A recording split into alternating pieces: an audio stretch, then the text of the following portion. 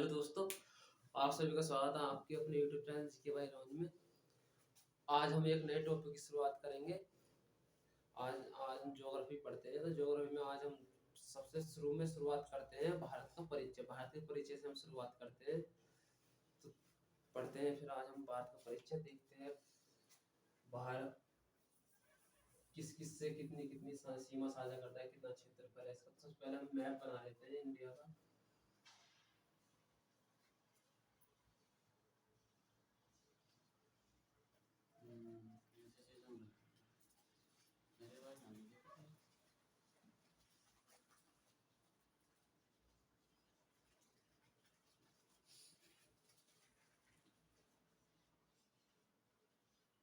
Map बनाने में गड़बड़ी भी हो सकती है, पर कोई ना, देख लेना, मैं कोशिश पूरी करूंगी सही होने में।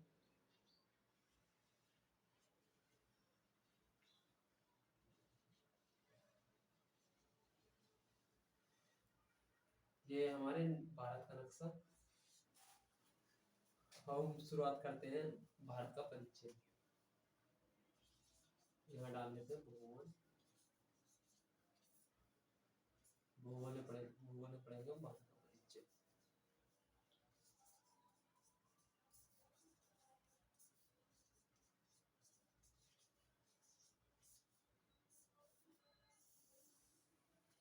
सबसे पहले हम शुरुआत करते हैं कि भारत का नाम भारत कैसे पड़ा, हिंदुस्तान कैसे पड़ा, इंडिया कैसे पड़ा। सबसे पहले भारत को आर्यों ने ब्रह्मव्रत या आर्यव्रत बोला था। क्या बोला था? सबसे पहले ब्रह्मव्रत या आर्यव्रत बोला था।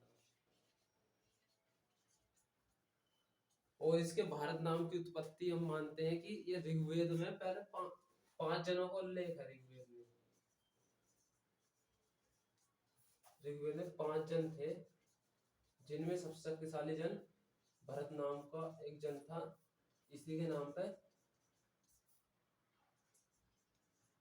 भारत नाम पड़ा, क्योंकि ऋग्वेद में जितने भी जनों को उल्लेख किया गया ना, उसमें सबसे शक्तिशाली भरत हुआ। तो भरत के नाम पर ही भारत का नाम भारत पड़ा था, ये माना जाता है। और हम बात करते हैं अब इसका इंडिया का कैसे पड़ा था। तो हमारे पश्चिम में यहाँ पे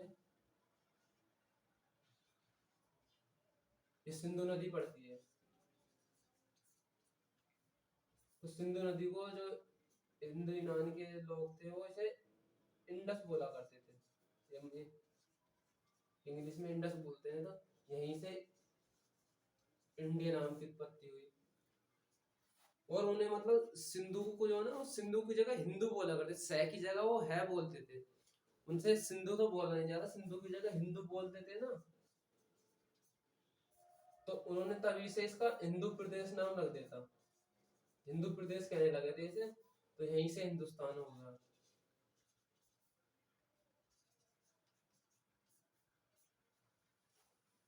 ठीक है, यहाँ पे हिंदुस्तान होगा।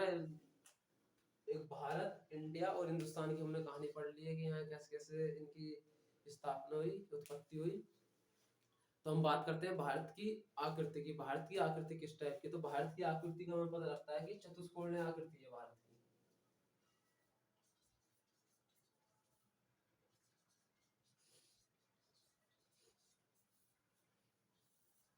बेसिक नॉलेज तो जान ही ली हमने कि भारत का नाम कैसे पड़ा, हिंदुस्तान कैसे हुआ, और आकृति जान ली। और हम जानेंगे अब इसके आसपास के क्षेत्रफल के बारे में कि कितने देशों से सीमा साझा करता है, इसका क्षेत्रफल कितना है। तो पहले जान लेते हैं इसका क्षेत्रफल। इसका क्षेत्रफल है 32,87,263 वर्ग किलोमीटर। यह भारत का कुल क्षेत्रफल है। ठीक है, अब हम बात करेंगे इसकी अक्षांश दृष्टि की और देशांतरीय दृष्टि की।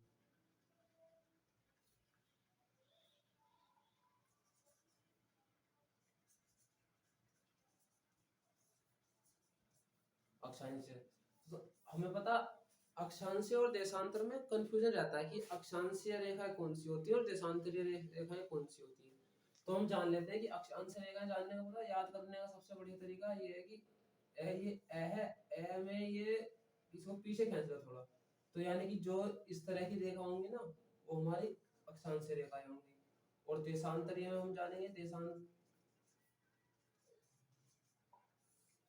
देशांतर में ये द है, द को ये नीचे ले लो इसको, तो जो भी इस तरह की रेखाएं होंगी ये सारी हमारी देशांतरीय होंगी। ठीक है,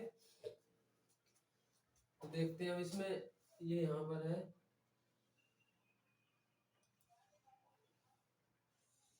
ये अक्षांश दृष्टि से देखें इसको तो ये 37 डिग्री 7 मिनट नॉर्थ में।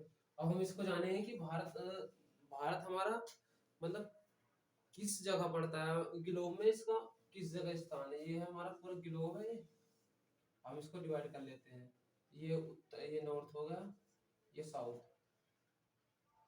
ये ईस्ट, ये वेस्ट।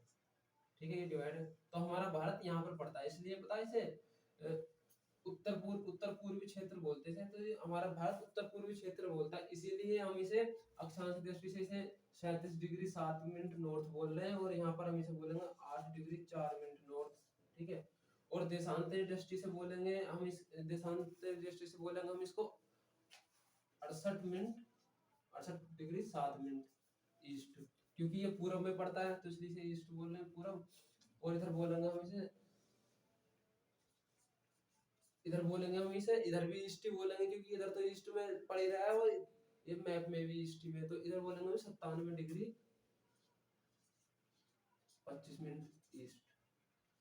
ठीक है, देशांतरी का तो होगा, देशांतर समझ में आ गया होगा कि देशांतरी अक्षांश की होती है। आप बस सीधा से इसे याद कर लेना कि ऐसे मतलब जितनी से पीछे खींचते ना तो ये होंगी अक्षांश, और देशांतर का डंडा पूरा नीचे खींचते ना ये होगी हमारी देशांतरी रेखा।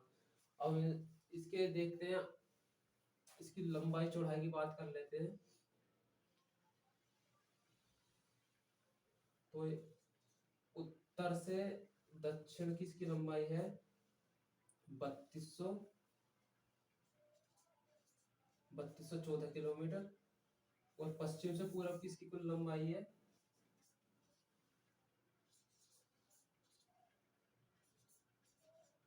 2933 किलोमीटर।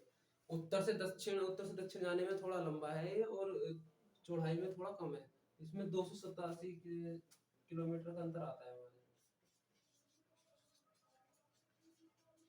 जो इन दोनों का डिफरेंस है 287 किलोमीटर का डिफरेंस इन दोनों के बीच में। और अब इसके आगे हम बात करेंगे इसके विभाजन की।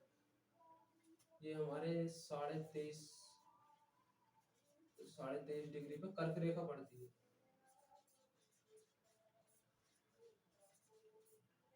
मैं लिखवा रहा हूँ, साथ के साथ देख रहे हैं, इसे नोट करना हो नोट करते रहना साथ के साथ, इससे याद रहे। ये कर्क रेखा इससे ऊपर का तो पड़ता है उष्ण कटिबंधीय, और नीचे का पड़ता है उपोष्ण। तो यहाँ पर तो हो गया उष्ण कटिबंधीय, लिखते हैं ना, बाद में दिक्कत आएगी नहीं, फिर बाद में देखने लगेंगे कि सारा एक जगह हो जाएगा, नहीं बोर्ड इतना बड़ा भी नहीं है, इससे मैं सारे में लिखता हूँ, नीचे हो जाएगा उपोष्ण कटिबंधीय। हम कर्क रेखा की बात करते हैं, तो कर्क रेखा में देखते हैं हम कितने राज्यों से होकर गुजरती है। आप एक बार इन्हें लिख लो। तो सबसे पहले देखेंगे हम ये गुजरेगी गुजरात से, यहाँ पे लिख लेते हैं।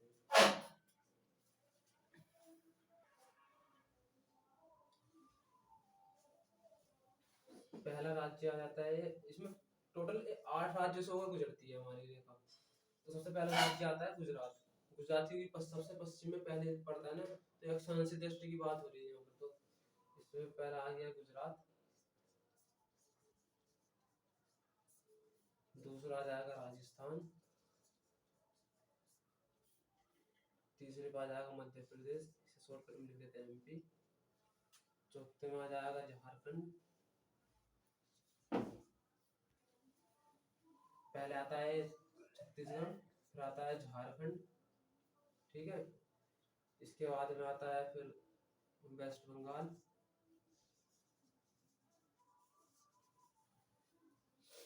वेस्ट बंगाल के बाद में आता है त्रिपुरा, त्रिपुरा के बाद आता है मिजोरम। ठीक है, ये टोटल 8 राज्य हो गए। हम बात कर लेते हैं देशांतरीय मानक। यहाँ पे 82.5 डिग्री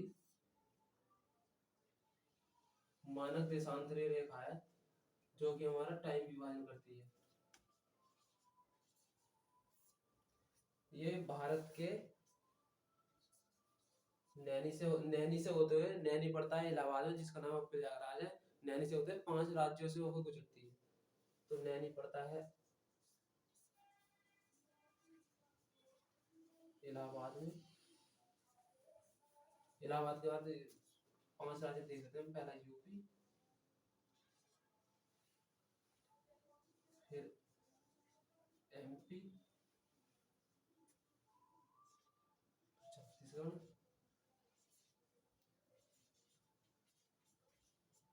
उड़ीसा और फिर आ जाएगा आंध्र प्रदेश। ठीक है, ये 5 राज्य हो गए। अक्षांशीय देशांतरों की बात हो चुकी है, कर्क रेखा की बात हो चुकी है, मानक देशांतर रेखा की बात हो चुकी है। अब हम बात करते हैं इसके आगे की सीमा की, किस देश से कितनी सीमा लगाता है। पर लेकिन उससे पहले एक चीज और जान लेते हैं। ये सबसे उत्तरी पॉइंट हमारे भारत में पड़ता है, ये इंदिराकोल नाम का।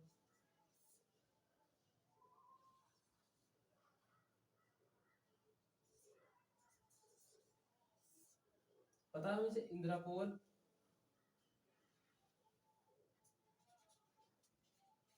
और इंदिरा पॉइंट, जो कैसे याद रखेंगे? क्योंकि आपने देखा होगा, जब भी फोन में नेट होना है तो हम कहाँ ऊंचे स्थान पे जाते हैं ना, तो ऊंचाई की तरफ तो है इंदिरा कोल। और पॉइंट, पॉइंट से देखो, पोल पोल होता है जमीन में गड़ा हुआ, तो नीचे की तरफ होगा पॉइंट, यानी कि इंदिरा पॉइंट नीचे की तरफ और ऊपर की तरफ इंदिरा पोल। और इसमें ये है 8 डिग्री 4 मिनट पर। और इससे नीचे है यहाँ एक पिग्मेलियन पॉइंट हो रहा है, जो भारत के लास्ट में है।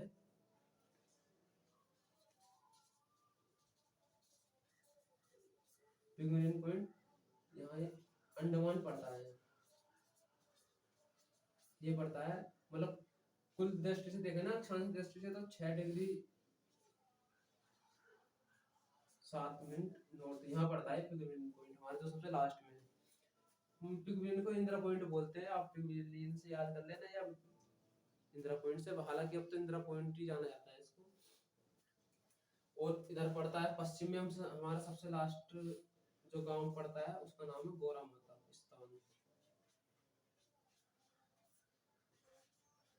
ये पश्चिम का लास्ट स्थान है गोरा माता। और इधर पूर्व में हम बात करें तो पूर्व में है ये अरुणाचल प्रदेश, ये पड़ता है गुजरात में। ये गुजरात में पड़ता है गोरा माता, और अरुणाचल प्रदेश में पड़ता है किबुत।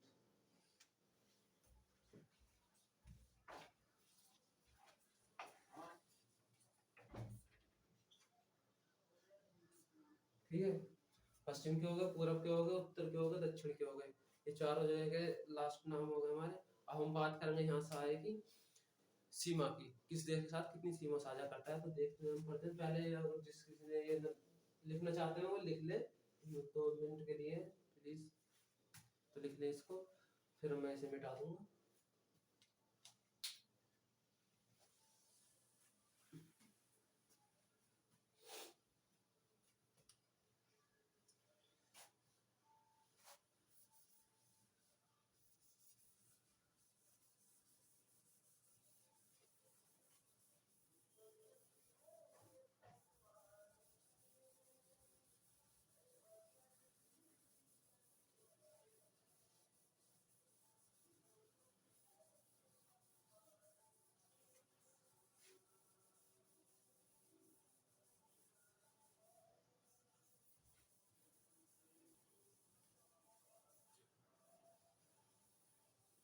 इसमें तो कोई कंफ्यूजन होगा नहीं अब इंदिरा कोल में, इंदिरा पॉइंट में, क्योंकि कोल मैंने बताई थी ऊपर और पॉइंट नीचे।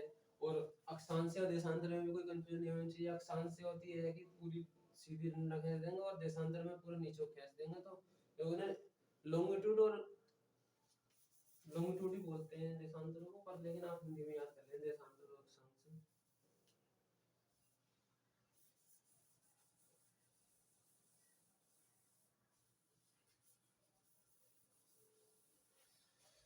ठीक है।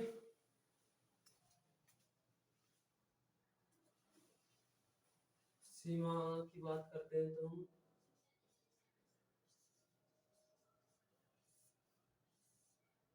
सीमा, सबसे पहले सीमा में करेंगे हम थल सीमा की बात।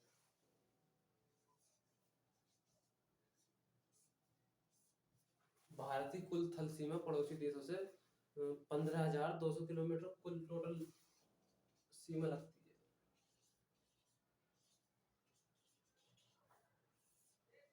जितने भी पड़ोसी देश तो पता ही होगा आपको थोड़ा बहुत तो। पहला पाकिस्तान यहाँ पड़ता है, पाकिस्तान, इधर चाइना, नेपाल, भूटान, म्यांमार, और यहाँ पर था बांग्लादेश।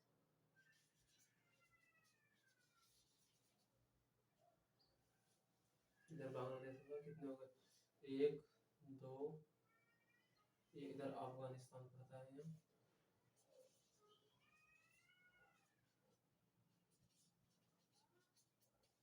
एक, दो, तीन, चार, पाँच, छः, सात, यहाँ पड़ता है श्रीलंका, जल्दी से में लगती है उसकी। तो हम पहले बात करेंगे इसमें बांग्लादेश की, क्योंकि सबसे ज्यादा सीमा बांग्लादेश के साथ लगाता है लगती है हमारे देश की।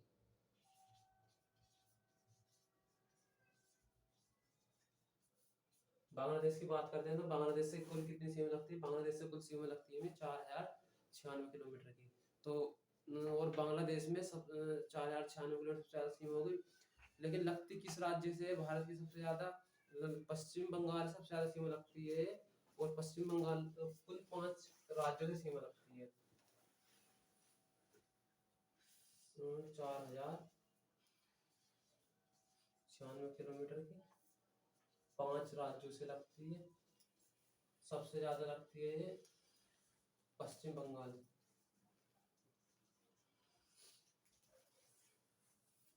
तो इसी में त्रिपुरा भारत का एक ऐसा राज्य है जो कि तीनों ओर से घिरा हुआ है बांग्लादेश से।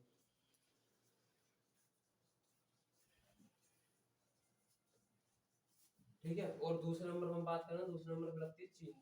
चीन से लगती है हमारी कुल सीमा।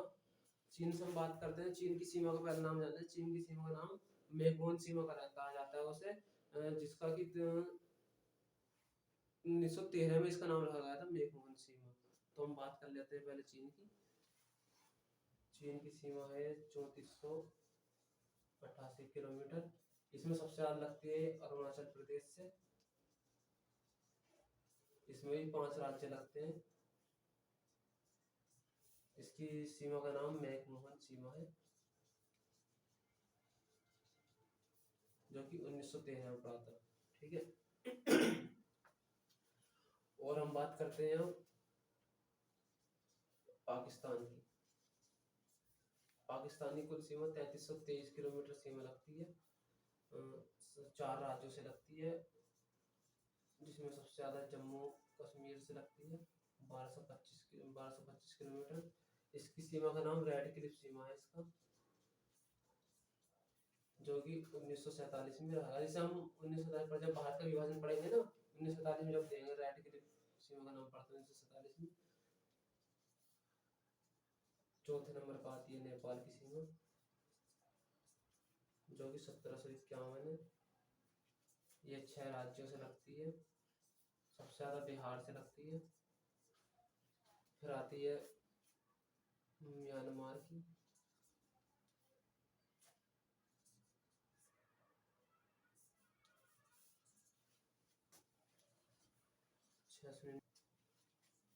म्यांमार की बात करते हैं। म्यांमार की पड़ती है 1647 किलोमीटर, जिसमें सबसे ज्यादा ये लगती है अरुणाचल से। और हम बात करेंगे भूटान की। भूटान की लगती है 699 किलोमीटर। फिर बात आती है अफगानिस्तान की। अफगानिस्तान की 6 किलोमीटर लगती है, जम्मू कश्मीर से बस, खाली जम्मू कश्मीर से लगती है। ठीक है। ये हो गई हमारी थल सीमा, ये टोटल हमारी थल सीमाएं जितने भी राज्यों से रखती है। अब हम इसके बाद में पढ़ेंगे जल सीमा। प्लीज इसे नोट कर ले, जो नोट करना चाहते हैं या स्क्रीनशॉट ले लेना बाद में। तो हम बात कर लेते हैं जल सीमा की।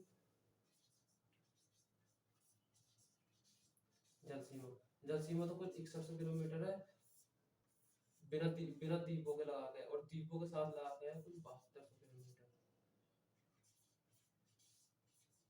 जितने भी द्वीपों को लगा के, जितने छोटे मोटे द्वीप है ना, सबकी सीमा को जोड़ेंगे हम, तो जल सीमा हमारी टोटल 7200 किलोमीटर बैठेगी, और बिना द्वीपों के 6100 किलोमीटर बैठेगी। जिसमें पहले हमें नंबर पे हम बात कर लेते हैं श्रीलंका की बात करेंगे।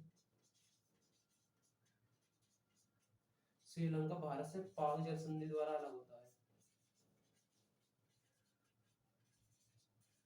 पाक जल संधि, पाक जल संधि तमिलनाडु में पड़ता है, पंबन द्वीप, यहीं पर रामेश्वर है। रामेश्वर नाम स्थान है जो कि सबसे भारत में सबसे लास्ट में पड़ता है रामेश्वर। और फिर दूसरे नंबर पर आती है हमारी इंडोनेशिया से।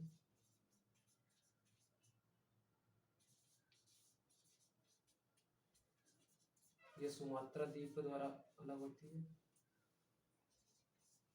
तीसरे नंबर पे हम बात करते हैं, तीसरे नंबर पे आती है हमारी म्यांमार सीमा।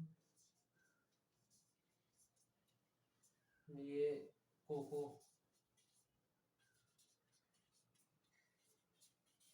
कोको द्वीप के द्वारा अलग होती है म्यांमार सीमा, जो कि कोको द्वीप हमारा पड़ता है अंडमान में। ठीक है। और अब बात आती है चौथे नंबर पे। चौथे नंबर पे हम बात कर आती है, तो हम बात करते हैं यहाँ पे मालदीव। मालदीव हमारे अरब सागर में, यहाँ पर ये लक्षद्वीप है, लक्षद्वीप, और यहीं पे पड़ता है मिनिकॉय। तो लक्षद्वीप अरब सागर में लक्षद्वीप का मिनिकॉय है, जिसके कि 8 डिग्री चैनल से ये मालदीव अलग होता है। ठीक है। हमने आज पढ़ा था भारत का परिचय, और बस भारत के परिचय में इतना ही, और थोड़ा जो कुछ बचा हो तो दूसरे हम अगली क्लास में कवर कर लेंगे। वैसे मैंने जितना कम से कम समय में कवर हो सके मैंने सारा पढ़ाने की कोशिश करी है। तो आप एक बार से इजी से नोट कर लेना, और कोई गलती हो तो प्लीज़ मुझे कमेंट सेक्शन में बताना एक बार, जिसे मैं सुधार सकूं। और जिस किसी ने भी मेरा चैनल सब्सक्राइब नहीं करा हो तो प्लीज़ सब्सक्राइब कर ले। धन्यवाद।